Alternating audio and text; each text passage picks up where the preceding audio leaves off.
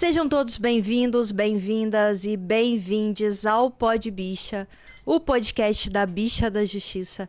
Eu sou Bruna Andrade, sua anfitriã, e hoje eu tô com um convidado aqui mega especial, que é um influenciador que eu admiro bastante, um escritor, que é o Samuel Gomes. Ele é autor do projeto e livro Guardei no Armário, negro de origem periférica, gay assumido e militante das causas negras e LGBTQIAP+, falando sobre diversidade sexual e raça por todo o país. Foi bolsista do ProUni, formando-se em designer gráfico. Em 2021, começou a fazer parte do primeiro grupo de 132 criadores e artistas de todo o mundo para o Fundo Vozes Negras do YouTube. Está entre os 20 criadores de conteúdo negros mais inovadores, segundo a Forbes 2020. Atua como consultor de diversidade, é apresentador, criador de conteúdo, escritor e palestrante. Professor na Miami Ed School, jurado da Ampro Globes Awards em 2021 e agora faz parte do círculo de liderança da Academia Meio e Mensagem. Atua no mercado publicitário há 12 anos e foi eleito Top Voice 2019 pelo LinkedIn. Em 2020, lançou o livro Guardei no Armário pelo selo Paralela do Grupo Companhia das Letras. E sua série de entrevista ganhou espaço no canal oficial da editora. Seja muito bem-vindo, Samuel! Ai, muito obrigado, muito obrigado. Estou muito feliz com a oportunidade de estar aqui. E que legal essa introdução aí. É isso, né? Eu já venho fazendo algumas coisas, né? E deixando esse legado para que mais pessoas pretas, mais pessoas periféricas, mais pessoas LGBTs que tenham uma vivência muito parecida com a minha, conseguir entender que é possível chegar em lugares que antes a gente não se enxergava, né? E para além disso tem o podcast Close e Corres, lançado esse ano junto com a Patrícia Santos da Empregue Afro, que é um podcast focado em pessoas pretas em cargo de destaque e liderança, porque a gente entende também que é importante que a gente escute essas outras narrativas. O nome do podcast é Close e Corres, porque para além de todos os corres que a gente tem na nossa vida, o close vem e é importante que a gente mostre ele também. Sempre. Eu gosto muito dessa perspectiva do positivo, do que deu certo, Sim. né? Quando a gente fala de recortes de minorias e você trabalha duas aqui de forma bem específica, que é a comunidade LGBTQIAP+, e a questão racial, historicamente está muito pautada no ponto negativo, Sim. no ponto da violência, no ponto do preconceito, que a gente sabe que existe, Sim. né? A gente nem discute isso, a gente sabe que existe, mas que há também pessoas que estão vencendo, que estão se posicionando e que têm voz ativa nessa construção de mudança, né, que a gente precisa trabalhar. Eu costumo dizer, né, até nas minhas redes, né, que eu não vou transformar os meus conteúdos num Cidade Alerta, porque a gente já vê isso na TV. É impressionante também como que o jornalismo, muitas vezes a grande mídia só dá espaço para os nossos corpos, enquanto LGBTs, enquanto pessoas pretas ou periféricas, para falar de casos que doem, né? Já não basta todo o processo que a gente tem que passar para poder nos entender e entender nosso espaço no mundo. Eles não dão espaço para a gente falar sobre as nossas produções, para falar sobre as nossas artes. Olha o tanto de pessoas LGBTs produzindo artes, produzindo conteúdo, produzindo muitas coisas que estão sendo utilizadas para o bem e a gente não tem esse espaço. Então, acho que faz todo sentido a gente ter esse foco no que é positivo, porque do contrário, a gente só vai estar fazendo a mesma narrativa e não é isso que a gente quer, né? Nem de longe, a gente já passou dessa fase, Sim. né? E já estamos ocupando espaços e daqui para frente é um caminho sem volta. É isso. E a sociedade vai ser educada, não tenho dúvida nenhuma É isso, disso. é isso. Mas me diz, Samuel, você é daqui de São Paulo mesmo, a periferia aqui de São Paulo? Isso, eu nasci e cresci na periferia de São Paulo, Zona Sul, muito próximo ali do final da Zona Sul, sentido Diadema. Eu morava na Americanópolis, que nos anos 90, né, nos anos 80 e 90, era tido como uma das periferias mais perigosas de São Paulo. Então eu cresci dentro de um contexto que me fez entender o quão perigoso era viver naquela realidade. Aí eu vou explicar mais ou menos o porquê.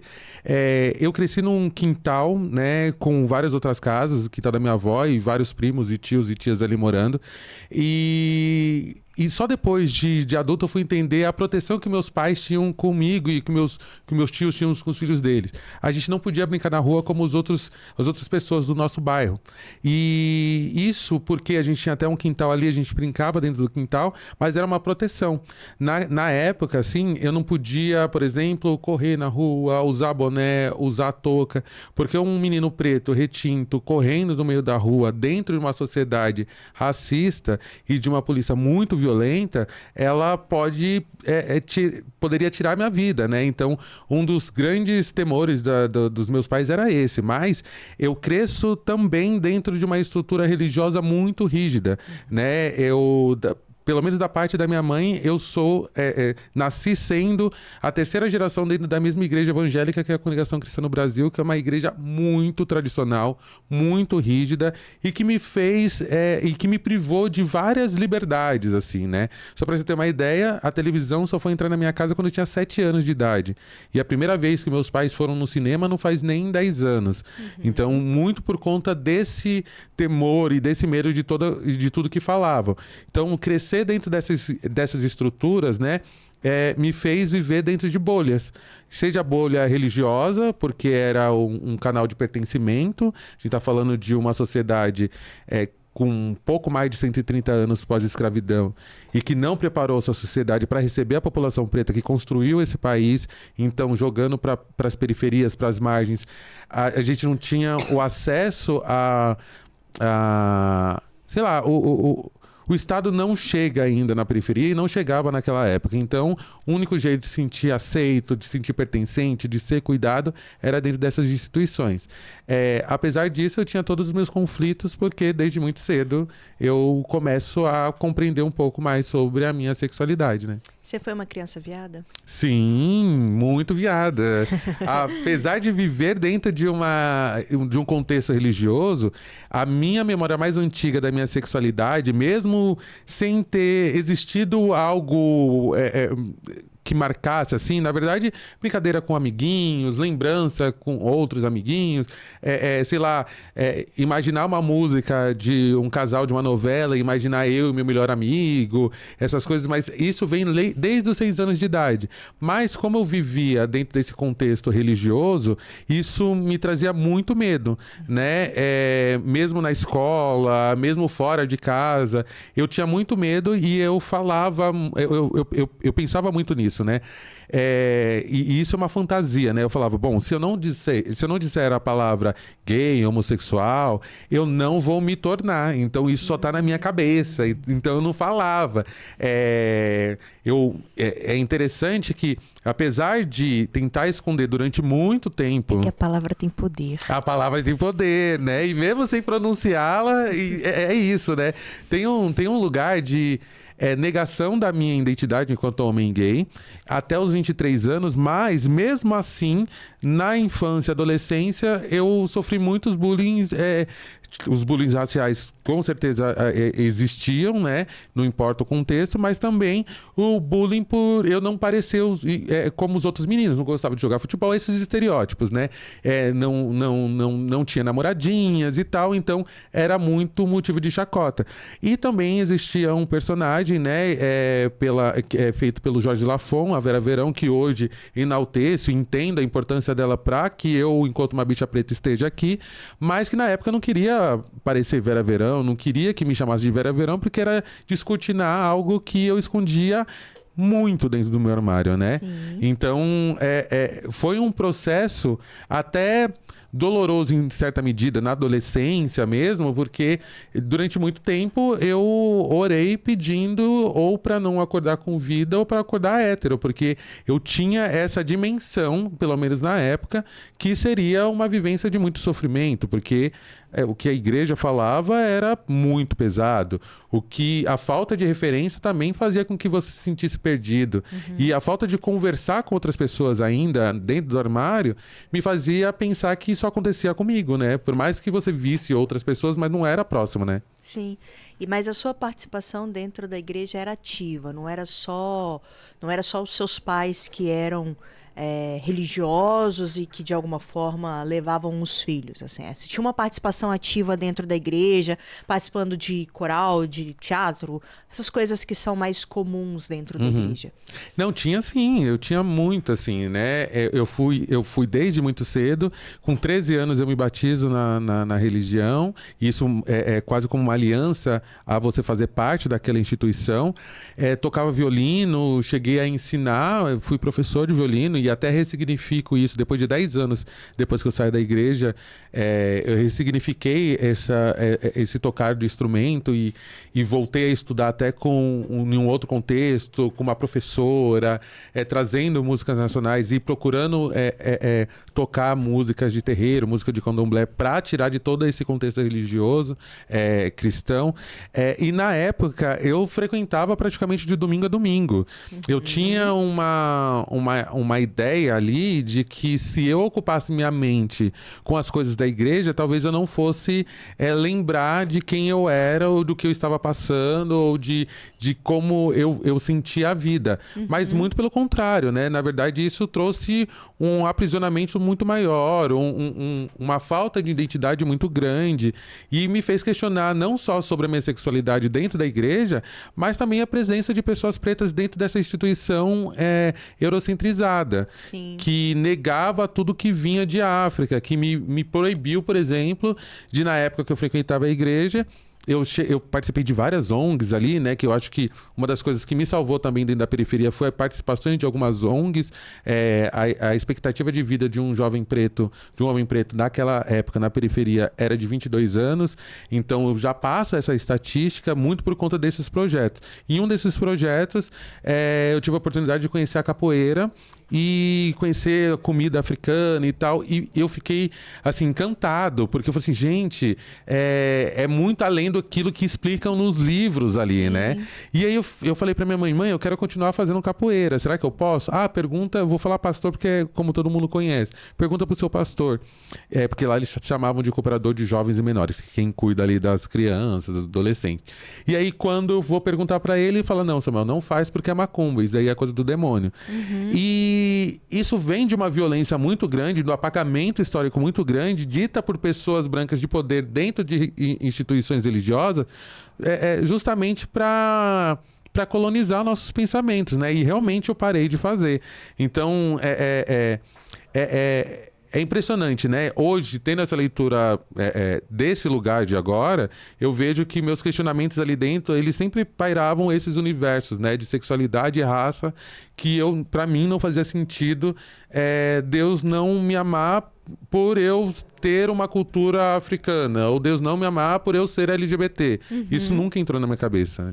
Entendi. E aí essa referência lá da Vera Verão, que era um local onde você não queria se associar, ser lembrado, né? Quando que veio a ressignificação da sua sexualidade? Quando que você se entendeu e se assumiu internamente, não necessariamente para fora do armário, né?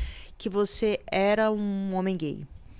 Olha, o me entender enquanto homem gay, ele foi um processo que foi tardio, assim, né? Eu fui tentando não falar sobre e fazendo algumas amizades online, isso já no começo ali da internet, bate-papos e tal, para pelo menos tentar desvendar como é que era a vivência de outras pessoas LGBTs, de outros homens gays, entendendo se eles estava tudo bem para eles serem gays e tal, porque tinha isso, né, falta de referência, mas de fato, assim, quando eu saio do armário para mim e para alguns amigos próximos, eu já estava na faculdade, eu já estava no meu primeiro estágio, eu já tinha condições, por exemplo, financeiras naquela época, de se por acaso eu fosse mandado embora de casa, alguma coisa, me sustentar em algum aluguel, se fosse o caso. Então eu precisei me preparar financeiramente, estruturalmente, e por mais que não foi um processo individual, porque assim,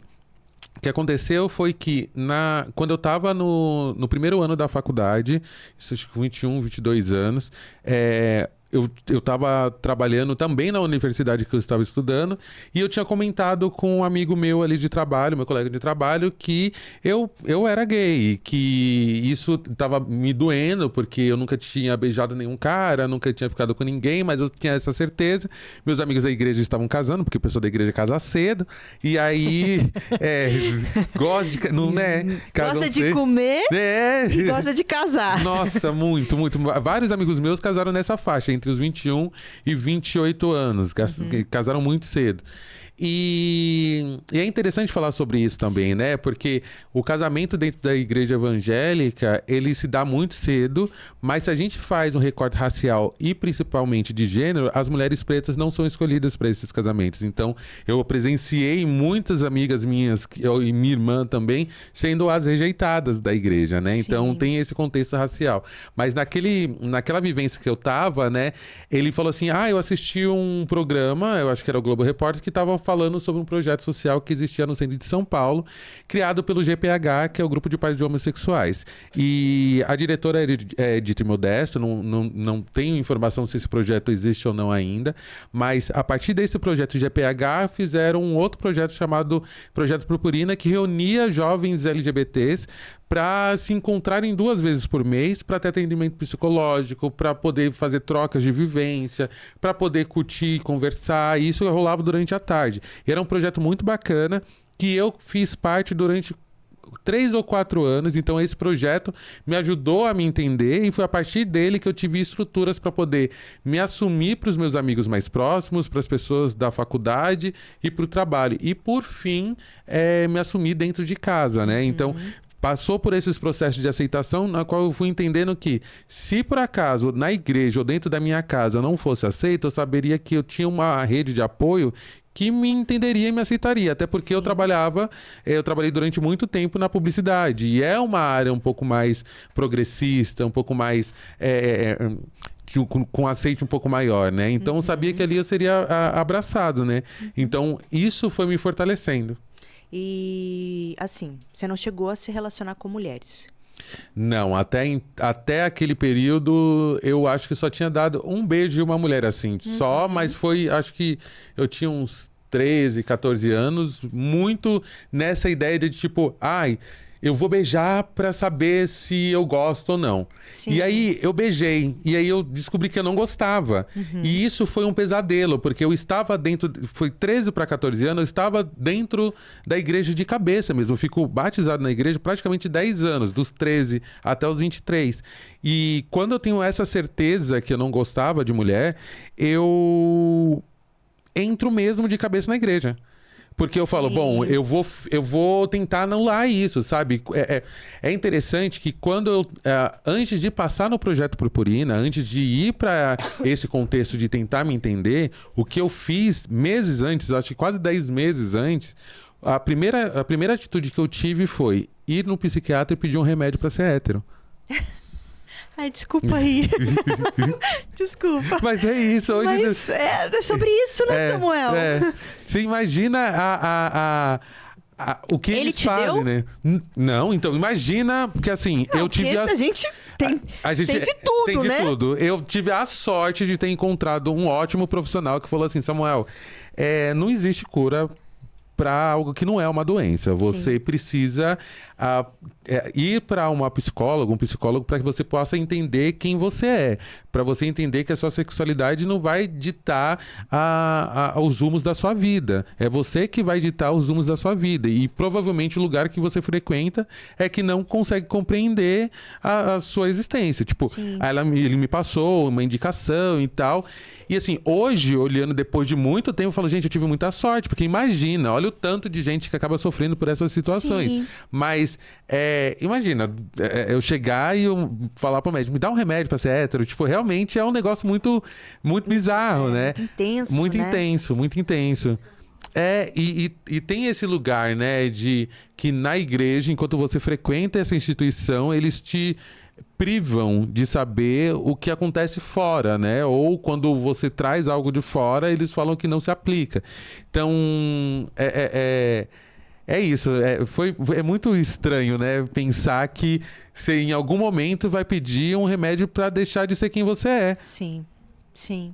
É como se fosse pedir um remédio para deixar de ser negro. É exatamente isso. É o mesmo raciocínio. É o mesmo raciocínio real. E quando veio a virada de chave, assim, essa mudança de mentalidade e em relação à religião propriamente dita, quando você conseguiu se dissociar dentro desse universo que sempre esteve muito presente, enraizado na sua vida, e ressignificar a sua religiosidade? Olha, veio com essa minha vivência dentro do Projeto Purpurina. Sim. Eu quis estar ali e me entregar de fato para esse projeto, para aprender. Então comecei a ler muitos dos livros que eles indicavam, assistir os filmes, anotava tudo num blog. O blog foi o precursor da minha escrita e foi dali que eu tiro as referências para fazer a primeira edição do livro e tal. Mas a partir da vivência de outras pessoas e da experiência de outras pessoas, eu fui entendendo que não, o errado não era eu, o errado era a instituição que não conseguia compreender a diversidade humana, né? E aí eu comecei a entender que não tinha nada de pecado, nada de negativo. Eu lembro que na minha primeira vez ali, né, sexualmente falando, com 23 anos, eu fui encontrar um menino lá em Osasco, não sei o que, peguei o trem e tal. Eu falei assim, bom, se Deus não quiser, esse trem vai descarrilhar e eu não vou conseguir chegar. Imagina, não descarrilhar. Arrumou um boy bem longe, que era pra poder ter a prova de Deus e que não tinha nenhum problema, né? E assim, nada acontecia, nada de nada. Deu tudo certo de chegar. Vi o boy, eu fiquei com o boy. Na volta eu voltei tranquilo, não sei o quê. Eu falei assim, gente, não tem nada de errado, sabe? Não tem nada de ruim, não tem nada de negativo. E eu fico vivendo essa dupla vida religiosa e fora da igreja durante quase 2 anos, até que eu, de fato, me afasto da igreja e aí os dirigentes da igreja vão para casa, tento conversar porque que eu não estava indo e tal, e eu conto para eles, e eles na época me pedem para não falar para ninguém, porque eu era uma pessoa muito conhecida dentro da instituição. Só que eu falei assim, não vou, eles querem me calar? Não vão me calar, né? Tipo, querem me silenciar, porque a maldade que é destinadas a pessoas LGBTs é muito grande dentro dessas instituições, sabe? Eles ensinam pais e mães a falarem que preferem ter um filho ladrão, morto. Olha essas frases que eles acabam utilizando, comparando a nossa sexualidade com ações e com atitudes morais ou não, e que não tem nada a ver, que não tem nenhuma ligação. Então, tipo, menos de 1 ano depois, ou 1 ano depois, eu estava lançando a primeira edição do meu livro e abrindo um canal no YouTube falando sobre sexualidade, entrevistando pessoas, né? O canal Guardei no Armário hoje se tornou, isso é dados do próprio YouTube do Google, o maior acervo de histórias LGBTQIAPN+ do mundo. Tipo, não existe um acervo tão grande de histórias, e isso falando de várias mídias, né? A gente tem hoje na literatura, mas também tem no YouTube, tem também no podcast, no canal da Companhia das Letras. Então, a gente tá falando de Brasil, o país que infelizmente é o que mais mata LGBTQIAPN+ no mundo. E a gente não tinha esses materiais, a gente não tinha esses relatos, a gente não tinha onde buscar, né? Sim. O que você sentiu ali no seu primeiro relacionamento com esse boy lá de Osasco, assim? O que você lembra de sentimento que você teve naquele momento, assim? Olha, eu tive medo no começo, né, na ida, né, porque eu falei assim, gente, eu vou estar pecando, ai meu Deus, eu vou perder o direito de entrar no céu, olha só as ideias que eles plantam na nossa cabeça. Mas depois, quando eu tava voltando para casa, eu me senti desejado, eu me senti compreendido, eu me senti acolhido, eu me senti vivo, sabe? Imagina você chegar aos 23 anos, e eu cheguei aos 23 anos não só sem transar, né? O sexo em si ali foi também minha primeira vez, mas foi também com 23 anos, não com esse cara, mas ainda assim com 23 anos, que eu dou de fato o meu primeiro beijo mesmo, né? O primeiro beijo com um cara e tal. E isso tudo é carregado desse lugar de afeto, né? De sentir desejado, de sentir um carinho, de sentir que a pessoa tem um carinho por você. E isso, gente, ninguém explica isso, ninguém pode tirar, ninguém pode suprimir isso de nenhum ser humano, né? Então, foi quando eu tive a certeza que nada tinha de errado comigo, que nada tinha de errado com as minhas certezas, né? Foi quando eu comecei a dar os meus primeiros passos e começar a conversar até com mais pessoas sobre a minha vivência, sobre o que é ser um homem gay. Uhum. Você acredita que a questão racial em relação à pauta do desejo, né? Foi uma pauta ou não? Essa percepção do desejo estava muito associada à sexualidade mesmo? Não, tinha relação, mas eu fui construindo o entendimento com o tempo. Eu estava falando ontem sobre isso, que você sair do armário sendo uma pessoa preta, você tem uma ideia errônea de que por fazer parte de uma comunidade LGBTQIAPN+, você vai ser abraçado e que você não vai encontrar o racismo na comunidade, e que é uma grande mentira. Nós vivemos num país racista e mesmo marcadores sociais não tiram das pessoas o racismo dela. Então, as minhas primeiras relações, as relações que eu tive inicialmente, assim, no meio gay, era muito pautado pela objetificação, pela falta de humanidade, muitas vezes, de enxergar o sentimento, de querer estar junto. Eram pautas que não eram discutidas na época e não tinha nem onde discutir, então a gente vivia com o que tinha. Então eu aceitava o que eu vivia, mas foi o que me formou muito para as coisas que eu acabo discutindo hoje. Uma das entrevistas que foi dada para o meu canal foi com o Fabrício Flores. Foi, acho que na primeira ou segunda temporada de vídeos do canal. Ele é uma bicha preta, afeminada, que na sua entrevista ele diz assim... Samuel, eu acho que na época ele tinha uns 27 anos. Ele falou assim: desde quando eu me assumi, né, até antes, e desde quando eu comecei a me relacionar com caras, eu nunca tive a experiência de transar numa cama. Porque todos os acessos que eu tive sexualmente foram clandestinos. Eu não sei o que é acordar sendo abraçado por alguém. Eu não sei o que é a pessoa me desejar carinho.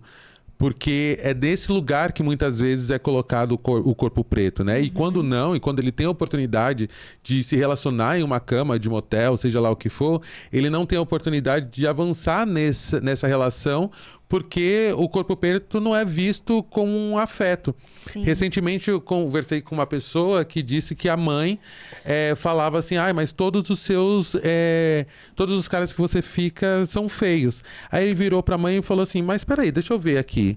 Não, eu só quero entender, eles são feios ou eles são retintos? Porque tem essa relação também, né? De você não enxergar a beleza a partir do colorismo, a partir do tom da pele, a partir da imagem que é feita do que é belo, né? E na construção social, nunca é o corpo preto, né? Sim, com certeza. E aí veio as religiões de matriz africana, assim. Foi quando você resgatou a sua religiosidade. Como foi esse processo para você, assim? Primeiro eu fiquei com muita raiva e quis me afastar de tudo que era religioso, né? Porque machucava, prendia. E aí, durante um processo de tentar me entender, eu vou para ayahuasca e passo por 4 sessões de ayahuasca, e é quando eu começo a compreender um pouco mais sobre reencarnações, sobre espiritualidade, sobre xamanismo também. Passo por um período em conceitos indianos de espiritualidade. Então, teve uma época que eu estava muito próximo do consulado indiano, então eu ia para lá, ia para Diksha também para fazer meditação, câmaras sagradas e tal. Isso tudo me ajudava muito. Então, e aí depois disso eu tento fazer um retorno para a igreja evangélica, mas isso já assumido, mas indo para uma igreja muito parecida com essas igrejas americanas de negros que tem lá corais, não sei o quê, mas esbarrava também nessa questão da homofobia, então isso não me cabia. Tentei durante o período também entender um pouco mais religiões inclusivas que aceitam LGBTs, mas também a moralidade ali fazia com que muitas pessoas da nossa comunidade fossem apontado o dedo e achava isso ridículo, né? Um lugar que era para ser de afeto para todas as pessoas, ainda assim perpetuava o que a igreja tradicional evangélica fazia. E aí, meio que eu fui avançando e até conversando com a minha terapeuta, né? O que me fazia não ter chegado e me aproximado de religiões de matriz africana. E aí eu confessei para ela, pô, eu sou racista. Porque eu aprendi a ser racista dentro desse contexto religioso e fez com que, de todos os lugares que eu já tinha frequentado, por que eu não ia, pelo menos, tentar conhecer, entender e experienciar vivências dentro de religiões de matriz africanas? Muito por conta desse medo construído. E esse medo é racial, esse medo é racista, esse medo é não entender que o outro tem o direito de proferir a sua fé, né? Professar a sua fé da forma como bem entender, da forma como os seus ancestrais ensinaram.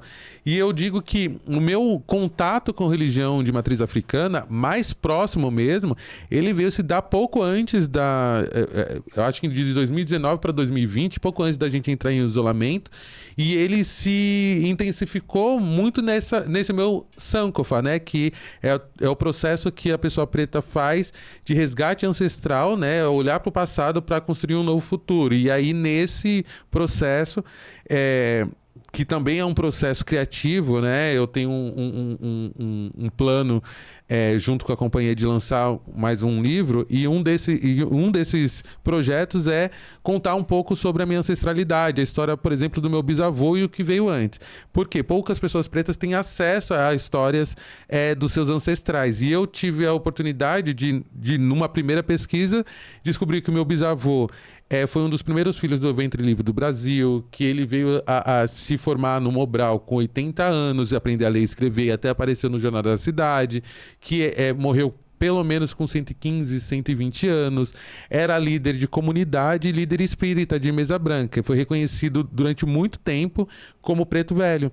No entanto, que quando ele faleceu, no túmulo dele ficava o chapeuzinho dele, a bengala, e as pessoas iam para lá rezar. E quando ele benzia as pessoas, o olho dele mudava de cor. E isso passou para o meu avô, que ele já foi para outra religião. Meu avô era de candomblé. Só que eu não frequentava muito a casa do meu avô, porque era no Mato Grosso do Sul.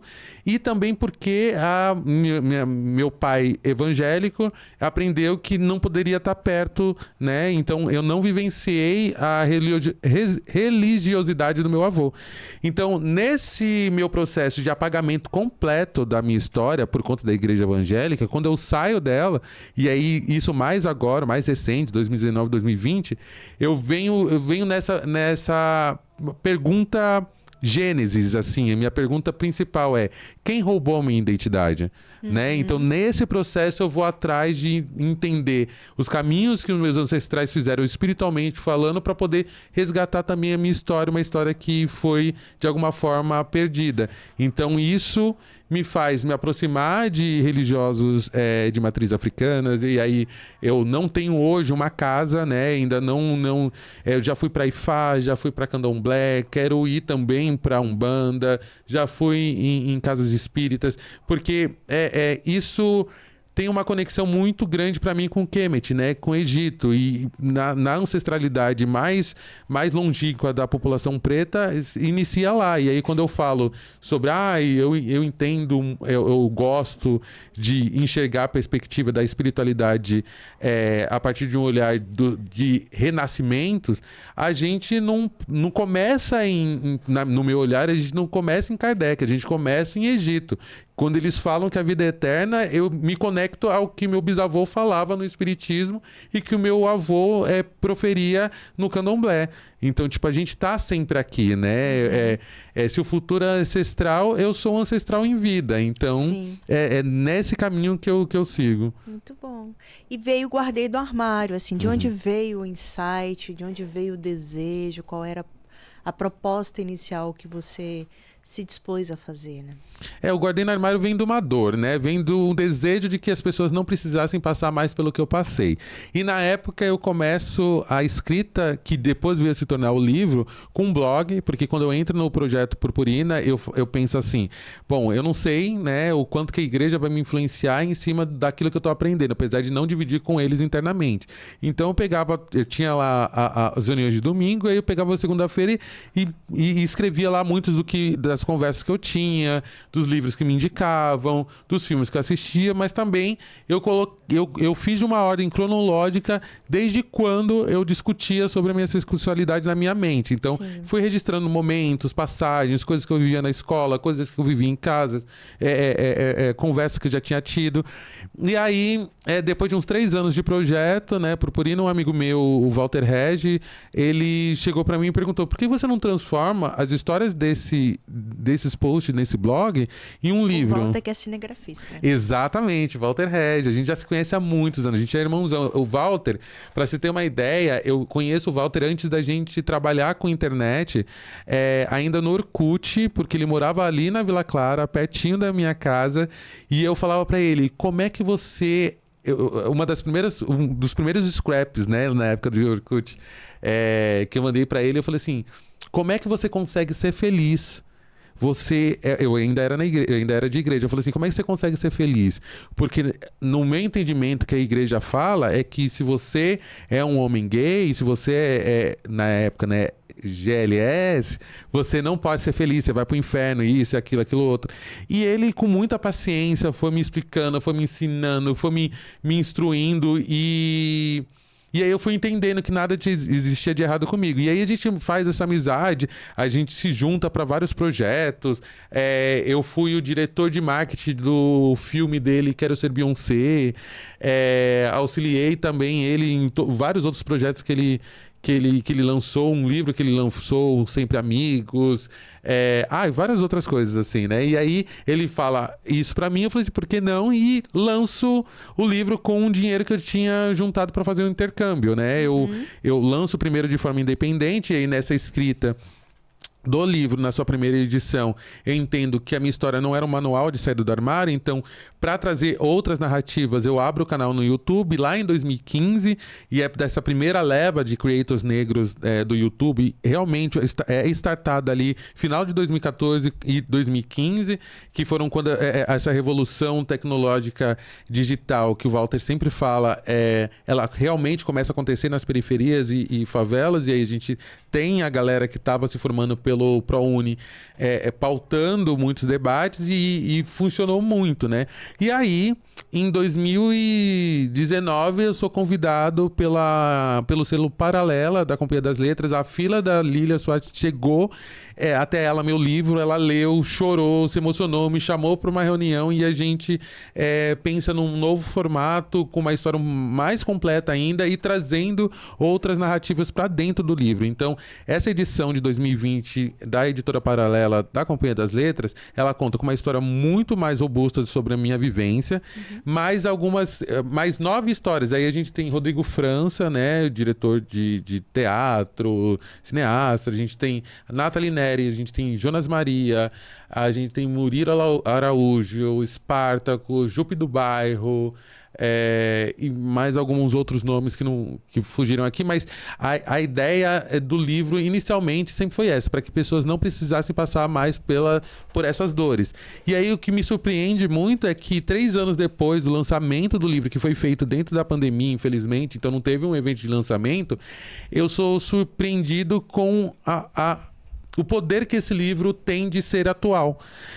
Dentro da literatura nacional, é um dos poucos livros hoje que a gente tem de narrativas pretas, escritas por uma pessoa preta, com perspectivas positivas, e que faz com que... E hoje eu tenho essa noção, né? Que o livro é a porta de entrada para muitas empresas falar sobre diversidade em suas instituições, que muitas escolas estão utilizando livros, faculdades e pessoas fazendo mestrado, doutorados, pautando em cima do livro, e recentemente, fazendo uma pesquisa no Google, assim, só para saber onde que estava saindo, descobri que tem uma dissertação, tem um artigo francês falando sobre o livro. Então, o livro cresceu a um ponto que eu não imaginava, e ele vem crescendo ainda mais. Se nos 2 primeiros anos O período de venda maior era junho, pelo mês de diversidade, novembro também pelo mês da consciência negra. Esse ano tá surreal, assim. Desde o começo do ano até agora não teve uma baixa, assim. Tem sido vendido muito, e isso sem uma divulgação na TV, sem uma divulgação minha até nas minhas redes. Eu lembro que no ano de lançamento dessa edição pela Paralela, a gente estava com o Big Brother do Gil do Vigor. Enquanto ele estava na casa, ele estava com o livro dele para ser lançado. Ainda estava ali na pré-venda, e o meu também estava na pré-venda, isso na Amazon. E foi impressionante, porque assim, ele estava lançando o livro dele na versão física e digital, e o meu também. E aí, no ranking dos livros LGBTs mais vendidos naquele período, vinha o primeiro dele, físico, depois o digital, e o terceiro lugar era o meu. E eu não era uma pessoa que estava na TV, eu não era uma pessoa que estava, investindo em mídia para sair em tudo quanto é lugar. Isso mostra o poder que esse livro tem, né? E o poder que ele tem de chegar nas pessoas com uma verdade. Total. E quais são os próximos passos, Samuel? O que você ainda não conquistou que você gostaria de conquistar? Nossa, isso vai para um lado até pessoal, assim, que eu não conquistei. Eu quero uma casa própria, né? Mas eu acho assim, de projetos, eu gostaria muito que o livro ele se expandisse ainda mais, e até tô tentando entender como é que eu faço, por exemplo, para inscrever o projeto Guardiã Armário como um todo, como palestra, como clube de leitura, ou mentorias, workshops, para a Lei Paulo Gustavo. Ainda estou tentando estudar, ou alguém que saiba inscrever em editais para ver se dentro desse recurso a gente consegue fazer algo, mas também transformar o Guardiã Armário em alguma peça de teatro ou um curta-metragem. Isso seria um sonho para mim, mas é isso, né? Eu tenho outros planos também, que é a escrita de um livro infantil, e esse livro / documentário da história do meu bisavô e ancestralidade. Pelo menos a curto prazo são esses, né? E estamos aí tentando chegar nele.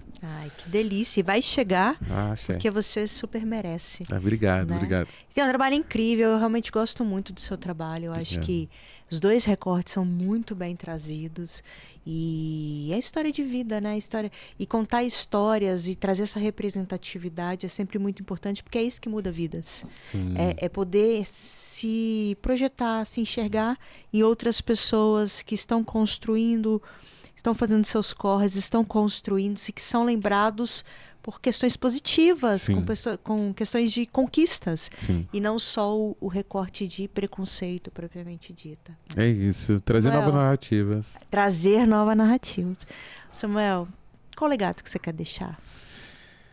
Eu quero deixar um legado de prosperidade, de possibilidade, de dizer que não só eu, mas a minha geração de pessoas, principalmente de pessoas pretas LGBTs, que a gente não passou por essa existência para sofrer.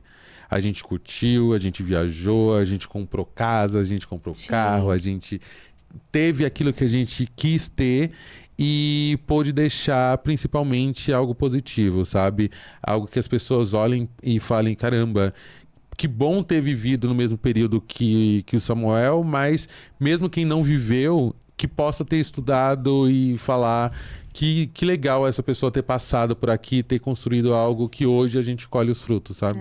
O livro, ele é eterno, né? Então ele já vai deixar legado a produção literária e toda essa produção de redes sociais e o que vier por aí já deixa legado por si só, né? Então é algo que já está muito bem construído.